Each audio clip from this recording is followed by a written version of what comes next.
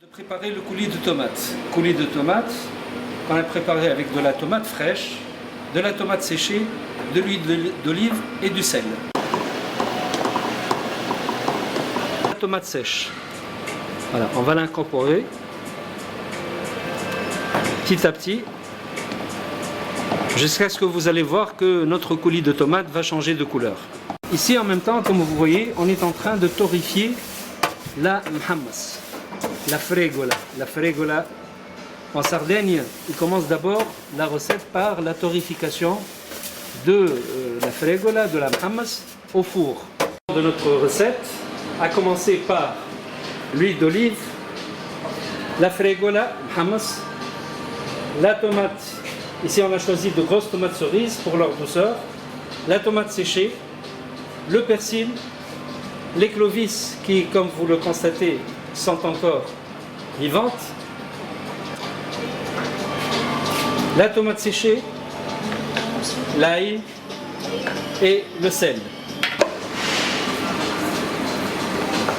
Vous voyez qu'on ajoute ici progressivement la purée d'ail. Purée d'ail qu'on a confectionnée nous-mêmes sur place.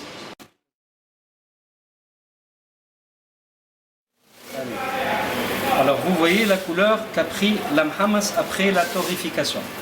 C'est comme ça que font les Sardes. À ce stade de la recette, vous voyez qu'on va écumer les impuretés sur notre coulis de tomates.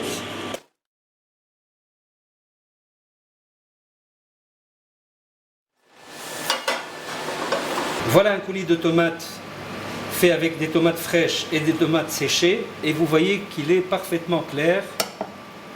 Voilà, parce qu'on a enlevé toutes les impuretés. Voilà toutes les impuretés qui étaient dedans. On les enlève.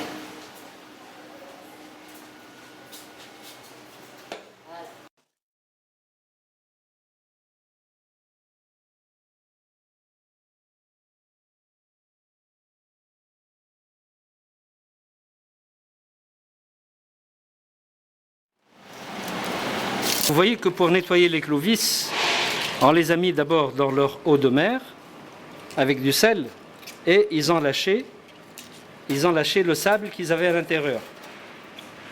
Regardez le bac ici. Et donc c'est pour ça que je ne filtre pas. Je soulève mes clovis pour que le sable reste au fond. Parce que je vais laver mes clovis. Voilà, je les lave. Il faut toujours laver à grande eau, comme vous voyez, à grande eau, pour éliminer toutes les impuretés et éliminer le sable.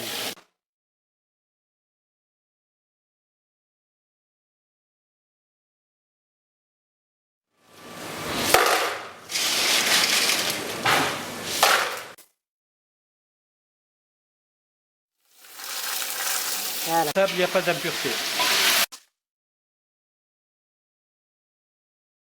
Les clovis. L'erreur à ne pas faire, c'est de verser de l'eau.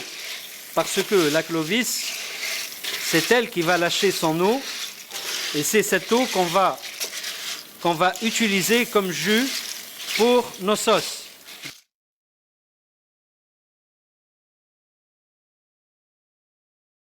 Voilà, on va cuire nos clovis à couvert. En fait là, ce sont des palourdes parce que vous voyez qu'elles sont très grosses.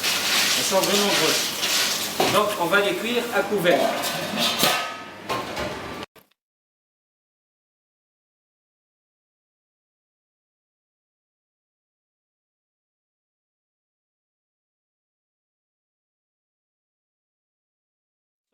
De nos clovis est claire. Elle est complètement claire. Donc là, il n'y a pas de sable.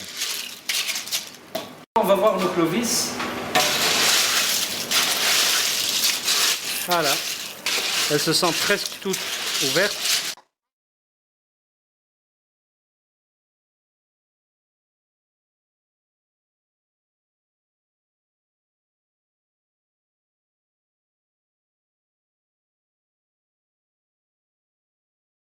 La moitié des clovis qu'on va réserver avec un tout petit peu de sauce pour la décoration de notre casserole est complètement propre. Il n'y a pas de sable.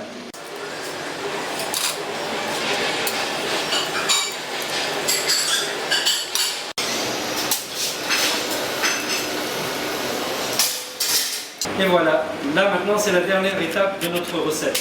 Notre huile d'olive bien sûr. Ça c'est la base de tous les plats italiens et espagnols, méditerranéens de façon générale, sud de la France, Tunisie bien sûr, Algérie, Maroc, Libye, voilà. Donc,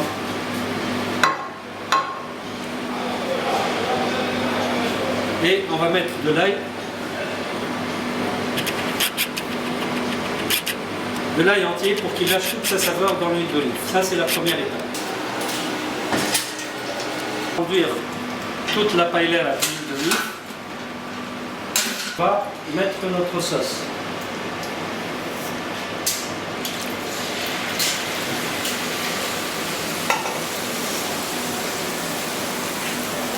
On est en train de mettre notre coulis de tomates. Le coulis qu'on a préparé à base de tomates fraîches et de tomates séchées. On va allonger le coulis, on va allonger la sauce par l'eau, le jus de nos clovis qu'on va tamiser.